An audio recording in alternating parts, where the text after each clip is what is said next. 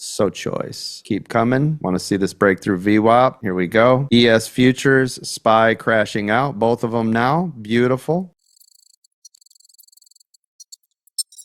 I like it. NVIDIA's crashing and burning as well over there. Looking good. Nice pullback. Giant candle on NVIDIA to the downside. As well as Tesla. SPY needs to break through VWAP though, or we're not making that move to the downside. But I like the setup. Looks good. Now I'm in great territory. Come on, baby. Break through VWAP here and pull. Apple's still pulling. SPY breaks through VWAP right here. You're going to get a heavy bleed right down to this 567.20 where I'll look at taking some profit. That should be profit in here as soon as I get closer to this level because I was buying in on the way up. Let's see, I have 34. I'll take half off. Still waiting. NVIDIA still pulling back a little bit. SPY on VWAP. There it is. Come on. A little bit more and then that'll bleed. Waiting for it to break this previous candle. There it goes. Come on, baby. Bleed out. Still dancing on the 9. Or I'm sorry, on VWAP. Waiting. Gonna have to be patient with SPY today since I got in at such a bad spot. So I'll just be patient. Apple's still to the downside. I can see NVIDIA bounce same thing off of VWAP. Qs are still pulling. SPY bounced off of VWAP. So this is its little channel, which is 568 to 569.50. That's its channel. Still waiting patiently off this trade. All right, here we are. SPY back up to the 200. Apple has a huge support at 230.30.